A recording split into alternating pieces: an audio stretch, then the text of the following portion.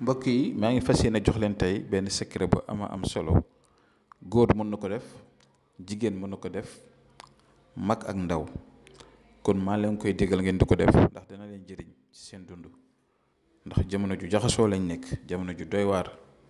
kon am na ci yoo xam ne yenn bind alxuraan yeeg yenn xaatim yeeg yenn secret yi ñu bari duñ ko mën a def mais lii dafa dëkk ak yéen muy xorom ak suukar ak ay limon nangam yooyu dafa nekk ay secret yu bëri yoo xam ne dama leen ko faral di jox muy nekk seen kër yi ay sobleeg laaj ak yooyu moo tax tey nag damay ñëw spécialement si li ñuy wax xorom ak limon si loolu laay ñëw ak yéen tey ma bëgg ngeen déglu ma bu baax a baax te yow may déglu tam nga partager vidéo bi pour mën a dimbale sa yeneen mbokk yi. ginnaaw loolu ñi nga xam ne ñu ngi bëgg a def istixaara di seetlu seen mbir moo xam da ngaa bëgg a seet say mbiru bopp wàllu tukki wàllu diggante ba xam ndax est-ce que ki ngay sëyal seen biddiw ànd na wala est-ce que ki ngay bëgganteel seen biddiw ànd na wala nangam lu mënti doon daa nga bëgg a xool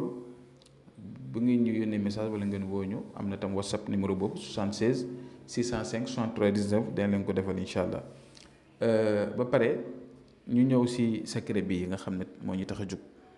yow mi nga xam ne tey yaa koy jëfandikoo na nga ko commencé ba su dimanche ngay defar mbir mi ba su dimanche moo xam dimanche su guddi wala dimanche suba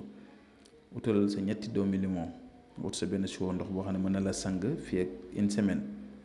boo jëlee mbir mi nga préparé ko daggati limon yi pressé ko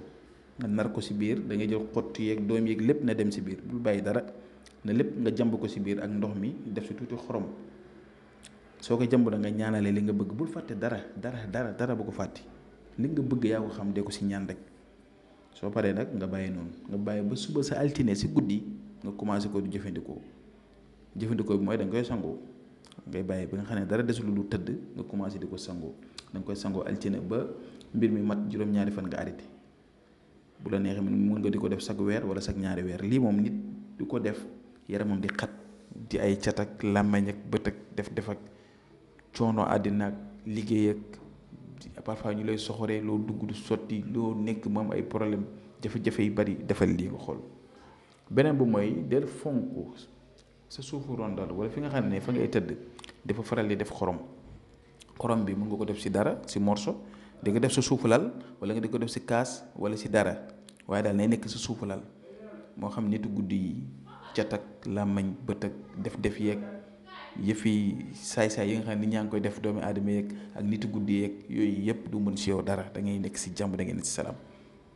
ndaxte ñu bëri boo tëddee di nelaw lañ lay jugal am na ñu bëri ñoo xam ne saay-saay boo tëddee di nelaw lañ lay liggéey wala lañ lay sànni kott wala lañ lay def ay mbir kon loolu am solo la ba pare yow mi ut moo xam ne da ngay liggéey nga yor sa bureau wala nga yor sa place wala ngay nekk businessman wala nga yëngatu wala nga nekk élève loo munti doon del fexe saa booy génn sa kër di jël xorom di ko def sa poche wala di ko def sa sac wala di ko def sa pochette kon yii ma leen jox nii yëpp ay mbir yu am solo te bu leen ko négliger def leen ko yàlla def si tawféex tey lii laa leen indiloon ñu ngi ñaan yàlla aar ñu sàmm ñu ñëpp dafa ñu jàmm ak teraanga tawféex ba suba ak jàmm incha allah asalaamaaleykum wa rahmatulah wa barakaatuhu.